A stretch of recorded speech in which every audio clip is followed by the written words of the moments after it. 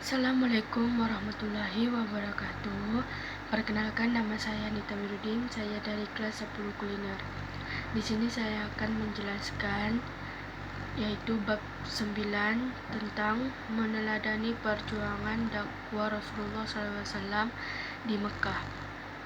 1. Ketika Nabi Muhammad SAW menerima wahyu pertama, yaitu ayat 1 hingga 5 Surah Al-Alaq pada tanggal 17 Ramadan. Sejak itu ia diangkat menjadi nabi. Ketika ia menerima ayat 1 hingga 7 Surah Al-Mudajjir, ia pun diangkat menjadi rasul. Setelah itu wahyu terputus. Nabi Muhammad SAW merasa gelisah dan bertanya-tanya apa yang harus disampaikan, bagaimana penyampaiannya, dan kepada siapa disampaikan. Dalam kegelisahannya, turunlah surah Ad-Duha. Kedua, pada awalnya Nabi SAW berdakwah secara rahasia dan hanya mengajak orang-orang terdekat sahaja. Orang pertama yang menerima dakwah Nabi adalah Khadijah, istrinya. Kemudian Ali bin Abi Thalib, sepupunya, dan Zaid bin Harijah, bekas budaknya. Sementara itu, laki-laki dewasa yang pertama memeluk Islam adalah Abu Bakar bin Quhafa. Melalui ajakan Abu Bakar, beberapa orang menerima ajakannya, yaitu Utsman bin Affan, Abu Rahman bin Auf, Talhab bin Ubaidillah, Said bin Abi Waqqas, Zubair bin Awam. Setelah itu Abu Ubaidah bin Jarrah dan beberapa penduduk Mekah turut pula menyatakan keislamannya dalam menerima ajaran yang dibawa oleh Nabi Muhammad SAW. Kegiatan dakwah secara rahasia ia berlangsung selama 3 tahun. Ketiga, setelah perintah Allah Subhanahu wa Ta'ala turun melalui surah Asy-Syu'ara 26, 214 hingga 216 dan surah Al-Hijrah 1594. Nabi SAW pun melakukan dakwah secara terang-terangan atau terbuka. Nabi Muhammad SAW mengumpulkan keluarganya di rumahnya. Setelah selesai makan, ia pun menyampaikan maksudnya.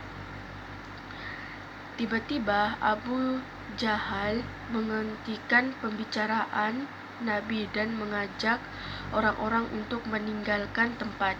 Keesokan harinya, Nabi kembali mengundang keluarganya.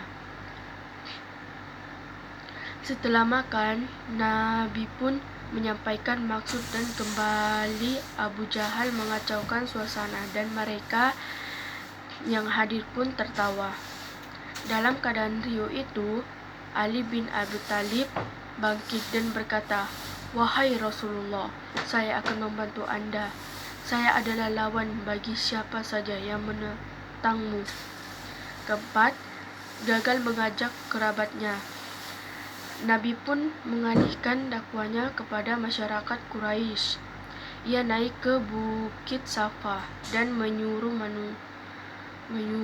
manusia. Orang-orang pun berkumpul dan Nabi Muhammad SAW pun menyampaikan dakwanya. Tiba-tiba Abu Jahal berteriak, "Celakalah engkau, hai Nabi Muhammad. Apakah kerana ini engkau mengumpulkan kami?" Nabi Muhammad hanya terdiam sambil memandang pamannya. Sesaat kemudian turunlah surah Al-Lahab. Kelima, dakwah Nabi mendapatkan tantangan dan perlawanan dari Quraisy. Nabi dan sahabat-sahabatnya diejek, dicaci dan disiksa. Tidak cukup sampai di situ, mereka juga memujuk Nabi dan menawarkan kekayaan, kehormatan, dan jabatan. Setelah ejekan, siksaan, dan ancaman tidak dapat mencegah dakwah Nabi. Orang-orang Quraisy memboikot Nabi dan sahabat-sahabatnya untuk menghindari siksaan. Nabi memerintahkan sahabatnya hijrah ke Abisinia.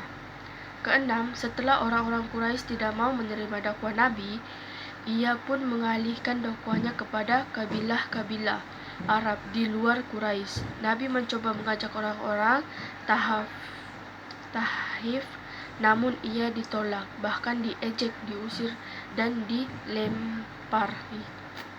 Nabi tidak berputus asa. Ia terus menyampaikan dakwahnya kepada kabilah-kabilah Arab yang datang berziarah ke Mekah setiap tahunnya. Doakan Nabi mendapatkan sambutan dari orang-orang Madinah, dan Nabi pun mengadakan perjanjian Aqabah atau pertama dan kedua. Setelah perjanjian Aqabah kedua, Nabi pun berhijrah ke Madinah. Ketujuh, dakwah Nabi di Mekah berlangsung selama 13 tahun.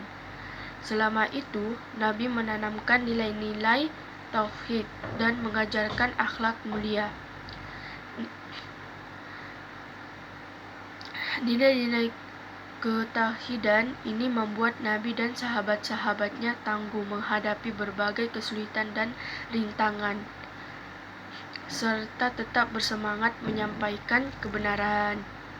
Itu saja dari saya. Mohon maaf ketika ada kekurangan. Wassalamualaikum warahmatullahi wabarakatuh.